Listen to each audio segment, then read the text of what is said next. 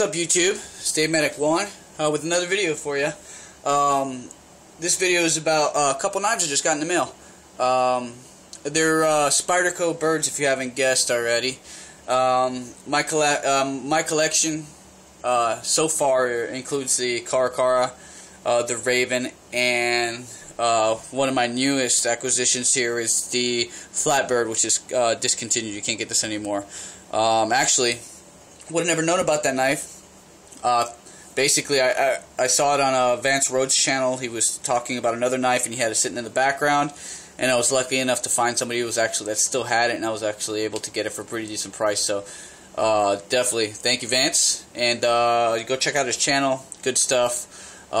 He's got very good tastes in knives, and he's always got cool stuff going on his channel. So definitely check him out and sub him if you haven't already. So anyway, the first knife I got in, it is a Meadowlark, Hawkbill FRN. So far, my first impressions are that I really like the knife. I EDC'd it today. Did a couple chores with it, cut open a box and some nylon rope, and it handled it with no problem. Definitely a comfortable 4-finger grip for a smaller hand. If you're a little larger hand, you can grab up on the choil here. There's jimping on the bottom and at the top, so it's pretty darn grippy, and the FRN handle makes it really light. It is a backlock, and it is a little stiff right out the box, like a lot of the backlocks that I've come across as far as in the Byrd series. I don't have any of the backlocks in the actual Spyderco series, so I can't tell you guys about that, but I can tell you that this guy was stiff, but it is starting to loosen up the more and more I mess with it, open and close it, deploy it, whatnot. So it is loosening up quite a bit.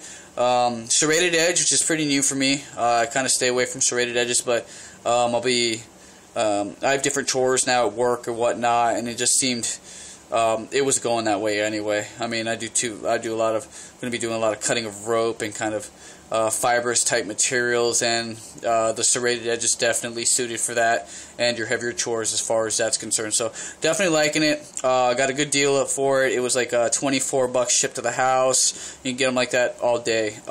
Really happy with it. The other knife I got in is a Crossbill Stainless. It's a plain edge, and it's pretty nice. It's a bit larger than the regular to the Hawkbill. As far as the size goes, it's bigger than your Tenacious, and it's going to probably be around the size of your Endura, I imagine. It's a little smaller than the Caracara, but not by much. Definitely a nice addition, and I recommend that if you guys, even if you don't like the stainless steel, this is definitely worth the money. $24 shipped to the house also. Not a bad knife. I was hoping to come across the first Crossbill, which came in a G10, but unfortunately they no longer, it's discontinued. They don't manufacture it. I found a couple websites that said that they did have it in their inventory, but when I went and did further research and asked them about it, their inventory was listed incorrectly, so they didn't have it, and it kind of bummed me out. I did a lot of searching on the internet and still couldn't find anybody that still had one in a back shelf, back room somewhere. Can't find it. So if any of you guys know anybody who does have this knife, or if you own this knife and you're willing to sell it, get rid of it, please let me know. I would love to add it to my collection for sure. But so far, I'm very happy with my purchases. It was $40-something. I think it was like $48. I think. I'm not sure. I know it was under $50 to purchase these two knives, and to tell you the truth, for $50, and the quality you're getting with these two knives, there's a lot of bang for your buck, for sure. If you don't already have any of the Byrd series, definitely look into it. I mean, even if you wanted to get into the Robin is a smaller. I think it's around the size of an Ambitious, and that's about $21. I mean, even FRN, you could probably get it for $18. And so for a small EDC, FRN lightweight, barely even notice it, and just to give the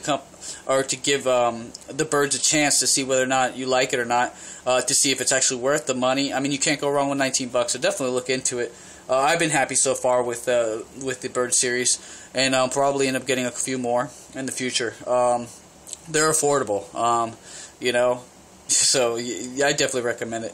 As far as I just was going to ask you guys on your opinion on this. On this stainless, because I wanted the G10, the G10 version of it, I was actually thinking of epoxying G10 scales on top of this and actually tapering it to follow the existing tapering on the stainless. Pretty much what I mean is right here on the very edge where the knife tapers, as you can see here. When you look at the profile or the side view of the knife, you would still see the stainless steel around the border, and then the G10 would start, but the G10 would kind of it would follow this taper up, so it would just be it would be epoxied on there and whatnot. I was thinking about drilling through the stainless scale, but I figured, or I was thinking it was kind of more trouble than it's worth, and I would just end up ruining the knife doing it that way. But I know a lot of guys have just, instead of screwing G10 onto like their fixed blades, they've epoxied it and have had no issues with it and have gone through hard use, and the scale did not fall off or fail in any way, form, or fashion. So I was wondering if any of you guys had any experience with that, and if you guys think it'd be a good idea to do that, because I was really wanting a G10 version. So if I can get the G10 on top of this, then I would actually, in essence, have my G10 Crossbill, and I think having a black or darker colored, probably black G10 on there, maybe peel ply. Actually, probably, yeah, definitely a peel ply black G10, or maybe I don't know. But anyway, I think the black with the stainless border would really set it off really nice. But yeah, definitely, guys, if you have your opinion on that, or if you have any experience on doing something like that, I'd love to hear it. So that's pretty much it, guys. Those two knives I got in this week, and I should be. I don't have any knives ordered yet, or I'm not waiting for anything in the mail as of yet. But I will probably be making a purchase next week. I've got a couple knives I've been kind of eyeing, not really too high end, around between the $30 to $60 range. So I kind of been, that's where my knife budget is right now. I'd rather go ahead and spend 30 to 60 bucks, you know, on one or two knives, as opposed to maybe saving and getting a $110, $120 knife. I'm in the process of switching jobs. When I switch my job, and I start making a little bit more money, then I'll get into the other stuff. But right now, I'm just kind of feeling my way and trying to expose myself to as many different styles and manufacturers as possible. And I think that's the best way to do it. Those high-end knives will always be there. So anyway, guys, thank you for watching. Thanks for your comments, guys, and thank you for subscribing. I really appreciate it. And you guys take it easy. Peace.